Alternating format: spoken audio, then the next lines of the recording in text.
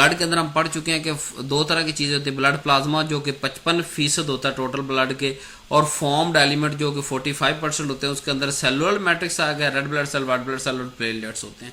अब प्लाज्मा को फर्दर अगर हम पढ़ें तो प्लाज्मा के अंदर क्लॉटिंग फैक्टर मौजूद होते हैं, ब्लड सेल मौजूद होते हैं, दूसरे कंपोनेंट ब्लड के मौजूद होते हैं। अब पहला फर्क यहाँ पे याद रखना है कि प्लाज्मा के अंदर क्लॉटिंग फैक्टर होते हैं और सीरम के अंदर क्लॉटिंग फैक्टर नहीं होते। ब्लड प्लाज्मा के अंदर ब्लड सेल होते हैं, सीरम के अंदर ब्लड सेल नहीं होते। ठीक है। अब जो प्लाज्मा को हमने जब ऑब्टेन करना है, हासिल करना है, पूरे ब्लड में से उसका प्लाज्मा अलग करना है, तो हम क्या करेंगे, एक एंटी कोएगुलेंट डालेंगे। ठीक है।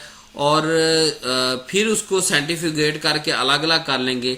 ये पेल येलो कलर का होता है, लेकिन yellow to dark yellow, sometime brown, orange और ग्रीन टिंट भी देता है हमें प्लाज्मा जो है।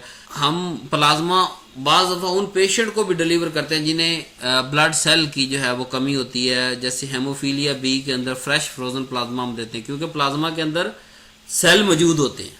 ठीक है, ये बात चीज़ याद रखनी है। प्लाज्मा के अंदर क्या क्या चीज़ें मौजूद हैं, यानी कि ब्लड, अगर पूरा ब्लड की बात करें तो ब्लड का जो क्लॉटिंग फैक्टर, ब्लड सेल और अदर कंपोनेंट्स को अगर मिक्स करें तो वो प्लाज्मा का नाम देते हैं। तो प्लाज्मा का पहला यूज़ मैंने आपको पढ़ा दिया।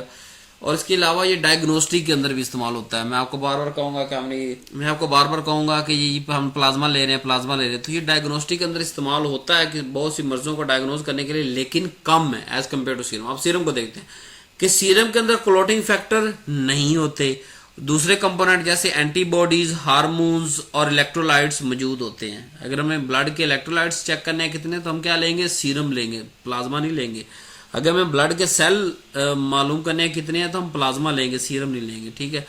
तो अगर सीरम हमने लेना होता है, क्योंकि इसके अंदर जो है वो हम क्लॉटिंग फैक्टर नहीं होते, इसलिए हम इसके अंदर एंटी कोएगुलेंट नहीं डालते। हम कहते हैं होने दो क्लॉट, ब्लड हो जाता है। जब ब्लड क्लॉट हो जाता है, जम जाता है, उसके बाद हम उसको सेंट्रीफ्यूग करते हैं, ताकि जो वो क्लॉट हुए क्लॉटिंग फैक्टर और ब्लड सेल दोनों अलग हो जाएं, और बाकी जो बचेगा वो सीरम कहलाएगा। अब सीरम सबसे ज्यादा प्रेफर पार्ट है ब्लड का यूज करने के लिए डायग्नोस्टिक के अंदर, प्लाज्मा की निस्बत। अब इन दोनों का डिफरेंस और समझाता हूँ। प्लाज्मा जब हम ऐड करते हैं तो क्या डालते हैं, एंटी कोएगुलेंट, क्योंकि हमें क्लॉटिंग फैक्टर इसके अंदर चाहिए, ब्लड सेल इसके अंदर चाहिए, तो फिर हम सेंट्रीफ्यूग करते हैं। जबकि सीरम के अंदर हम एंटी कोएगुलेंट नहीं डालते, हम उसे क्लॉट होने देते हैं। जो चीज क्लॉट होकर अलग होगी, बाकी सीरम हमारे पास बच गए। फंक्शन की बात करें तो प्लाज्मा ट्रांसपोर्ट करता है वाटर, आयन पार्टिकल्स और कुछ टाइप ऑफ एंजाइम्स, और सीरम के अंदर अ लॉट ऑफ इलेक्ट्रोलाइट्स, सारे के सारे इलेक्ट्रोलाइट्स सीरम के अंदर होते हैं। अब मैं आपको अगर पूछूं कि मुझे रेड ब्लड सेल का टेस्ट कराना है, तो ब्लड का कौन सा हिस्सा लूंगा, प्लाज्मा या सीरम,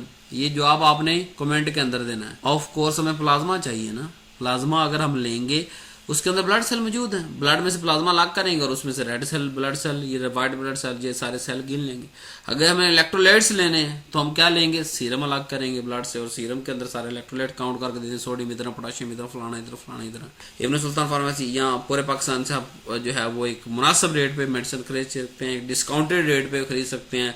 मेरी अपनी वेबसाइट है, बेफिक्र होकर खरीदें। अल्लाह हाफिज।